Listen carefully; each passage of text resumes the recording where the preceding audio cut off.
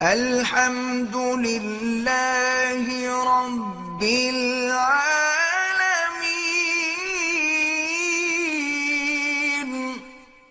اس موقع پہ ہم ان سے بھی کہنا چاہتے ہیں کہ آپ آرام سے رہیں اور پاکستان کو نہ چھیڑیں۔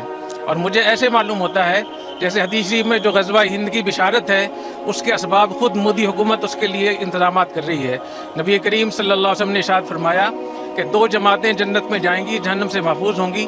ایک وہ جماعت جو ہندوستان سے جہاد کرے گی اور ایک وہ جماعت جو عیسیٰ علیہ السلام کے ساتھ ہوگی۔ اور حضرت ابو ہریرہ رضی اللہ تعالیٰ عنہ نے فرمایا کہ وعدنا رسول اللہ صلی اللہ علیہ وسلم غزوۃ الہند، حضور اکرم صلی اللہ علیہ وسلم نے ہم سے غزوہ ہند کا وعدہ فرمایا تھا، اگر مجھے غزوہ ہند کا موقع مل گیا تو میں اپنی جان بھی قربان کروں گا، مال بھی قربان کروں گا۔ اگر میں شہید ہو گیا تو میں افضل الشہداء ہوں گا، اور اگر میں واپس آ گیا تو میں جہنم سے آزاد ہوں گا۔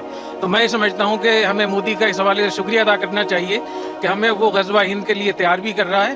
اور میرا یہ خیال ہے کہ جو ہمارے چیلنجز تھے، آپس کے اختلافات تھے، حکومت کے، اپوزیشن کے، فوج کے بارے میں بہت ساری آراء تھیں، تو مودی کی اس جارحیت کی وجہ سے ہمارا پورا ملک اکٹھا ہو گیا ہے۔ ہم اپنی فوج کے ساتھ ہیں اور ہمارے اندرونی بیرونی مسائل سارے اس وجہ سے حل ہو رہے ہیں۔ تو انشاءاللہ ہمیں بہت امید ہے کہ ہمارے پورا پاکستان اس کے لیے تیار ہے، اور ہم اپنے فوجی جوانوں کی حوصلہ افزائی کے لیے اتنا لمبا ہم نے سفر کیا ہے، ہم ان کے ساتھ ہیں، ان کے لیے ہم دعا کرتے ہیں۔ اور ان لوگوں کے لیے حدیث شریف میں آتا ہے، حضور اکرم صلی اللہ علیہ وسلم نے ارشاد فرمایا کہ جو لوگ محاذوں پہ لڑتے ہیں ان کی عورتوں کی حرمت ایسی ہے جیسے تمہاری ماؤں کی حرمت ہو۔ تو ہماری افواج کے جو گھر والے خواتین ہیں، ان کی عزت، ان کی ناموس، ان کی دیکھ بھال، یہ ایسی چیز ہم اپنی ماں کو دیکھتے ہیں۔ تو انشاءاللہ ہم ان کے ساتھ ہیں، اور میں اس موقع پہ کرنل صاحب کا بہت شکریہ ادا کرتا ہوں کہ انہوں نے ہمیں موقع دیا اور اتنی زبردست پریڈ ہمیں دکھائی، اور جہاد کا ایک منظر تھا اور غزوہ ہند کی شروعات ہیں۔ اللہ تعالیٰ ہماری افواج کو، کرنل صاحب کو بہت جزائے خیر عطا فرمائے۔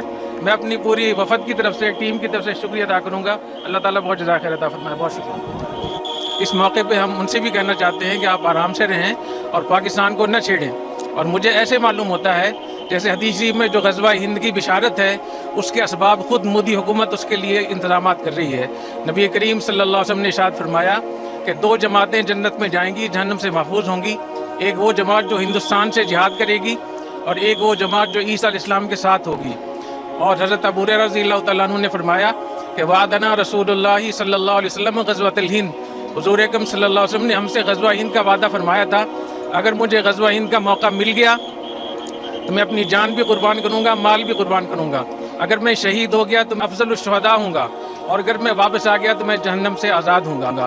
تو میں سمجھتا ہوں کہ ہمیں مودی کا اس حوالے سے شکریہ ادا کرنا چاہیے کہ ہمیں وہ غزوہ ہند کے لیے تیار بھی کر رہا ہے۔ اور میرا یہ خیال ہے کہ جو ہمارے چیلنجز تھے، آپس کے اختلافات تھے، حکومت کے، اپوزیشن کے، فوج کے بارے میں بہت ساری آراء تھیں، تو مودی کی اس جارحیت کی وجہ سے ہمارا پورا ملک اکٹھا ہو گیا ہے۔